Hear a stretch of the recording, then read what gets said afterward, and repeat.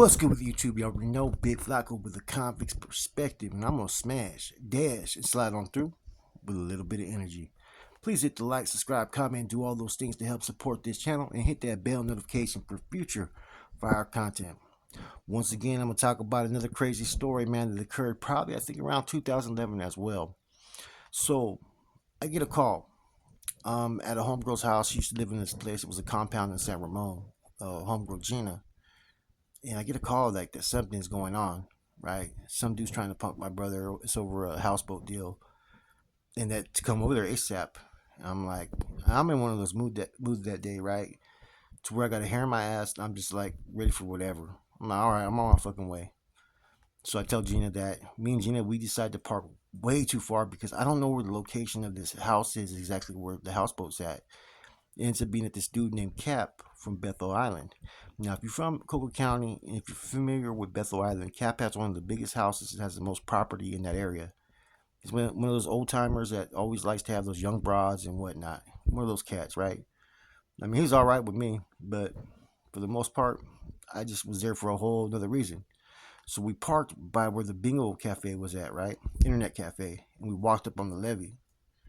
We get there, I get pointed out to where who the dude is. So I go over there and I literally punk this shit out this dude. Like bad. Like in his like making him look like a fucking like a weenie straight up. And I don't take flat or nothing. I'm not tripping off having to do it because I could tell he was already scared. So, who knows what's gonna come of it, right? Lo and behold, he has a brother that lives not that far, and his brother's a pretty big dude, man. Old fucking wood looking dude, right? Biker and shit, right? Now I found out later on that he had informed and snitched on the Hells Angels way back in the day. That's part of the reasons why he was in Bethel Island hiding out. So this dude wasn't no rookie when it came to fucking battling or getting off because that's the lifestyle he came from. And so I haven't seen him yet, but I guess the dude's old lady went to go tell him, right? So we walked from the levee into Cap's backyard. I don't know where these dudes are at, right? But I start hearing this dude say, "Where they at, Cliff? Where they at? Don't back down, Cliff." Like straight like hillbilly shit. So I'm like, all right, fuck it, this is cracking. So I go up there and I see dude, and dude has he has a fucking copper pipe in his hand, right? And so I'm not tripping off that, like. So I pull out my fucking thing. I'm like, we're sizing each other up, and this dude's he's pretty big, man. You know what I'm saying? He was a bigger dude, but he was older. He's probably in his 50s, but you could tell he'd been battle tested. Now all of a sudden, the dude, right, that I had issues with, or not that I had issues with, that I had punked for my brother, I see him coming running towards me with a golf club, right? So I instantly ran towards him. Now, right before he went to fucking swing the fucking thing, I put my arms up in an X, and when he fucking swung and hit me, the fucking golf club broke, and he fucking was literally fucking scared shitless. I ended up fucking hitting this dude one time and fucking dropping him into the fucking delta, basically, right? And I'm thinking, okay, now it's gonna crack off now, you know what I mean?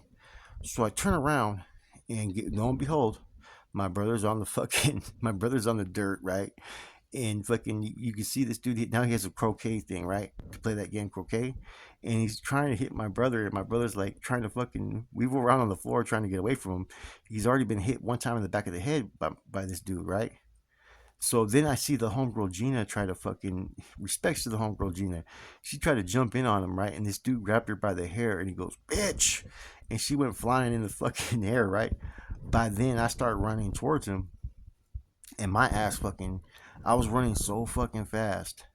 You know what I mean? Because I've always been one of those ones when it kicks off, you take flight and you don't stop. So I'm running and I kind of almost overrun him, right? But in the process, I pull out my fucking thing and I start stabbing this dude repeatedly about 3 times. You know what I'm saying? Which from there he dropped his shit and fucking instantly grabbed his fucking arm and shoulder because that's where I hit him. And by that time, you had a dude named Billy who was somehow not related, but associated. He comes in, right, and tries to break this shit up, right? Now, bear in mind, I knocked one dude into the fucking delta, and now I just stabbed the dude. And this is right there in the fucking delta, about fucking 11 o'clock in the morning, and it's the summertime, and it's hot as fuck. And my car is or truck at the time was parked about fucking 10 minutes away. I had to walk. You know what I'm saying? So this dude Billy comes with his shirt, thinks he's all cut up, right? And I'm like, motherfucker, I'll fucking come and set this whole place off and shit.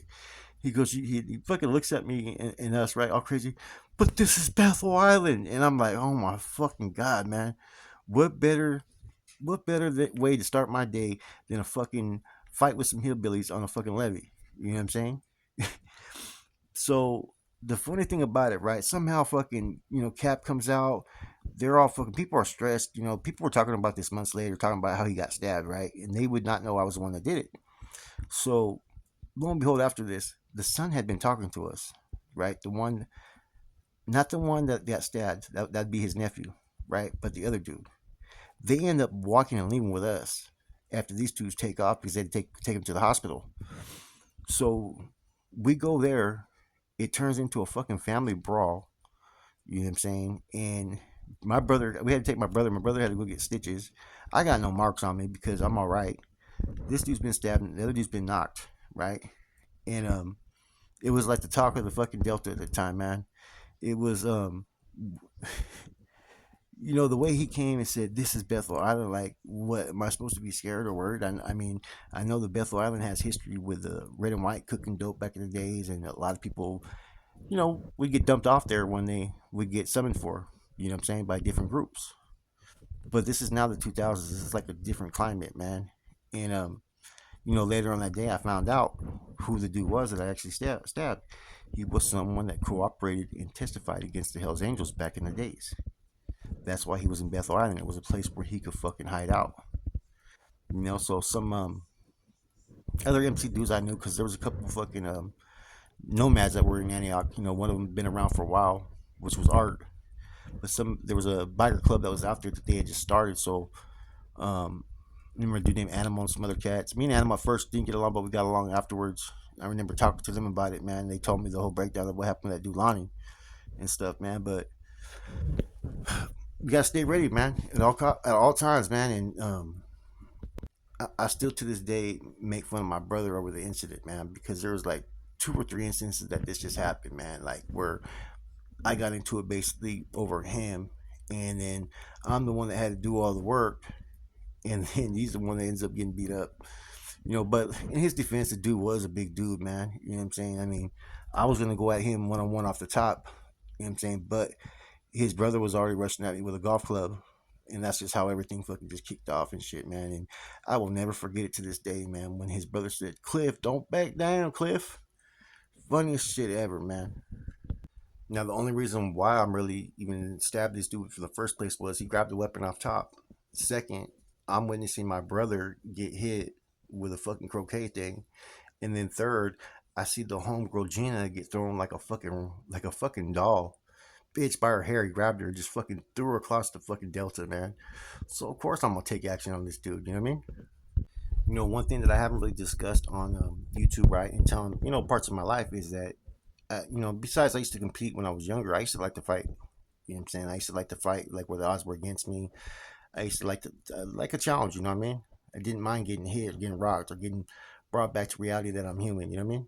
And so I was always ready for any type of incident to happen. For just so happens that day, man, I was in that mood, man. You know, and I didn't even get to enjoy it when I fucking dropped the dude and knocked him into the delta. That shit was funny though, too, though, man. But ultimately, I can't even fault the individual for even backing up his brother. I mean, that's what he's supposed to do. Right or wrong. It depends how bad the violation. You know what I mean? I'll back up my brother, right or wrong, as long as it's not any type of deviant crimes or something. Then it's a little bit different. I ain't backing nobody up. I'll be the one taking flight on you. Now, once again, man, like I'm not trying to glorify these stories, but I'm trying to tell you guys my life experience, man. And there's a lot, like I said, a lot of stuff I've been involved in, happened, gunfights, stabbings that I haven't even touched, based on. And I still got to be careful in telling some stories. But I do want to stress that there's times where I've lost too, and I've even told that on YouTube before, where I've admitted where someone got the best in. Not It doesn't happen often, and they better bring their lunch when they do so, right? But there's been times where one on one, hey, dude got the best of me. You know what I'm saying? Hey, or been times where I've been jumped. You know what I'm saying? I still fucking kept my head high, right?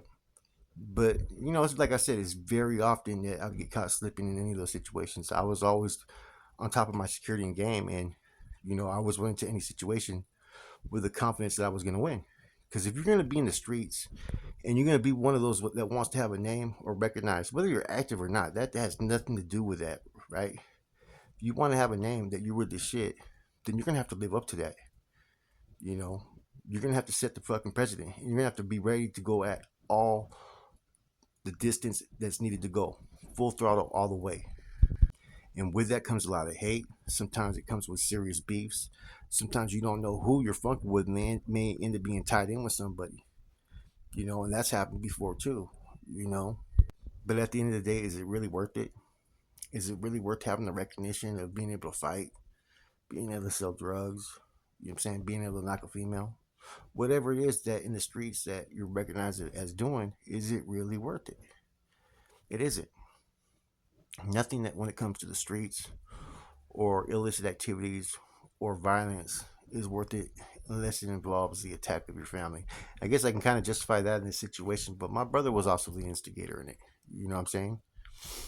But I do want to stress in telling these stories, man, sometimes you mention names. A lot of them have passed away or, maybe locked up for other things, right? Nothing I'm going to say is going to incriminate anybody, but it also brings truth and authenticity to these stories because people can cross check these things. People may even know of these things. You can't sit there and dispute it, you know. And I think that part of my channel is to be informative, tell entertaining stories, you know, uh, speak from a historian aspect, keep you guys currently updated on certain news, and just continue to tell my life, man. Hopefully, someone can sit there and say, you know what, I don't want to go down that path he went, or this person went, because I don't wish any of this upon anybody. Some of the shit that I went through, or seen others go through. I don't want it for my kids. I don't want it for my grandkids. Anybody, man, your kids. So if me telling my story may entertain people from time to time, but it may catch the right person to where they hear the message they need to hear, man. And the bottom line is, this life isn't worth it. That's it. It's your boy Flacco, Convict's Perspective. I'm out.